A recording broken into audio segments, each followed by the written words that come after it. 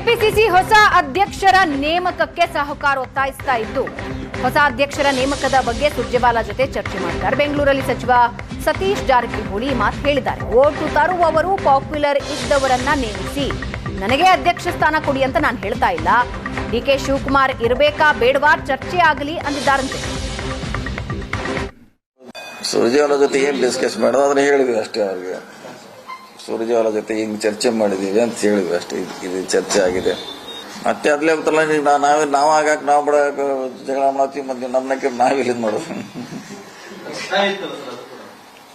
ಒತ್ತಾಯಿತ್ತು. ಅದು ಅವಾಗ ಕ್ಲೋಸ್ ಆಯ್ತು. ಅದು ಬಿಫೋರ್ MP ಎಲೆಕ್ಷನ್ಗಿಂತ ಮುಂಚೆ ಮಾಡಿ ಏನಾರ ಅನುಕೂಲ ಆಯ್ತು ಅಂತ ಒತ್ತಡ ಇತ್ತು. ಈಗ MP ಎಲೆಕ್ಷನ್ ಮುಗೋದೈತಿ, ಇನ್ನೂ ಟೈಮ್ ಇದಲ್ಲ. ಇನ್ನೂ 3 ವರ್ಷ ಇದ್ದಾರೆ.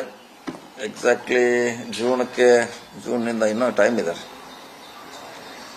ಜೂನ್ನಿಂದ 30 ತಿಂಗಳ 3 ವರ್ಷ ಇನ್ನೂ ಟೈಮ್ ಇದೆ. ಮಾಡೋಣ, ಇನ್ನೂ ಸಾಕಷ್ಟು ಟೈಮ್ ಇದೆ. ಪಕ್ಷ ಸಂಘಟನೆ ಮಾಡಲಿಕ್ಕೆ ಮಾಡೋಣ.